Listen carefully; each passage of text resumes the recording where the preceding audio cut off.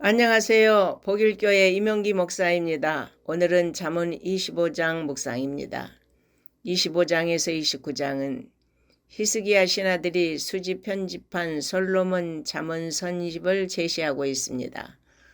아마도 히스기야 왕은 구전으로 전하여 오는 솔로몬의 잠언들을 신하들에게 수집하고 편집하도록 명령하여 이 글이 편찬되었을 것입니다. 이를 숨기는 것은 하나님의 영광이라고 하신 말씀은 세상을 창조하시고 다스리시는 하나님의 신비하고 오묘한 능력은 인간의 지식으로는 알 수 없지만 그분의 뜻대로 이 세상을 이끌어 가실 뿐만 아니라 당신의 영광을 친히 드러내신다는 말씀입니다. 그러므로 우리는 하나님을 볼 수 없다고 하여 세상 사람들처럼 불평하고 원망하며 방종한 삶을 살아서는 안 될 것입니다. 왜냐하면 하나님께서는 지금 이 순간도 은밀하게 모든 것을 보고 계시며 마지막 때 각자 행한 대로 갚으실 것이기 때문입니다. 경우에 합당한 말은 은쟁반에 담긴 금사과처럼 아름다울 뿐만 아니라 그 가치 또한 엄청나다고 말씀합니다. 성경에서 우리같이 평범한 사람으로서 경우에 합당한 말을 했던 사람은 아비가일이라 할 수 있습니다. 그녀는 남편 나발의 교만하고 무지한 행동으로 말미암아 가족 전체가 위기에 처했을 때 적절하고 지혜로운 말과 행동으로 다윗의 분노를 진정시킴으로써 가족을 구원하고 평화를 이루었습니다.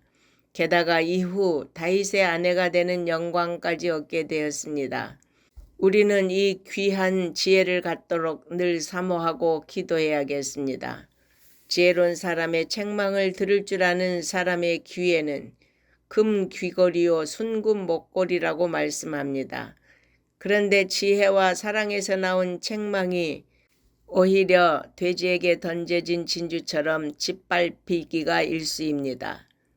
엘리야의 책망을 짓밟았던 아합이 비참한 죽음을 맞이하였고 아사랴의 책망을 무시했던 우시야가 문둥병이 들어 죽었던 것처럼 무서운 심판으로 끝날 뿐입니다. 그러나 슬기로운 책망을 듣고 순종하는 경우에는 아름답고 귀한 역사가 일어납니다. 이는 나아만이 엘리사의 말에 노하였다가도 종들의 선한 충고를 듣고 요단강에 몸을 씻어 구원을 얻고 깨끗하게 된 사실을 예로 들 수 있습니다. 그러므로 책망을 달게 받는 지혜로운 성도가 되시기를 바랍니다. 믿음직한 심부름꾼은 그를 보낸 주인에게 무더운 추수 때의 시원한 냉수 같아서 그 주인의 마음을 시원하게 해준다고 말씀합니다. 더운 날 들에서 땀 흘리고 일하다가 목이 마를 때 속까지 시원하게 해주는 냉수 한 그릇은 얼마나 시원한지 경험한 사람들은 그 기쁨을 알 것입니다. 이처럼 아랫사람이 심부름을 충성되게 잘하였을 때의 주인의 기쁨을 비유적으로 묘사하는데 성경에서도 아브라함의 종 엘리에셀이 이삭의 신부감을 찾아오라는 사명을 받고 떠나서 리브가라는 훌륭한 신부감을 데리고 돌아왔을 때 아브라함의 기쁨이 바로 이와 같았을 것입니다.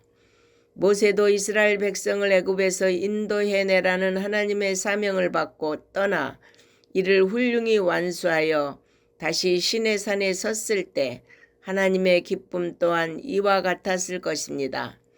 이러한 예들은 성경에서 무수히 발견할 수 있습니다.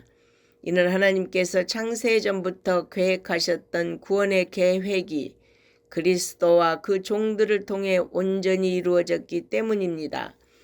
그러므로 예수 그리스도께서 십자가를 통해 구원을 위한 모든 일을 이루시고 하나님께로 올라가셨을 때 또한 사도 바울이 이방인들을 위한 그릇으로 택함받아 온 땅에 복음을 편만히 전하였다고 보고드렸을 때 하나님의 기쁨이 바로 이와 같았을 것입니다. 그러므로 충성된 종들을 위해 예비하신 상급은 너무나 당연한 것입니다. 여러분, 오늘 우리도 이 땅에 하나님의 나라와 그의 의를 위해 충성을 다하라고 하나님의 보내심을 받았습니다. 우리도 믿음의 선진들처럼 하나님의 마음을 시원하게 하는 기쁨과 선물이 되는 삶이 되어 주께서 예비하신 놀라운 상급과 축복을 받는 성도가 되기를 간절히 소망합니다. 아멘.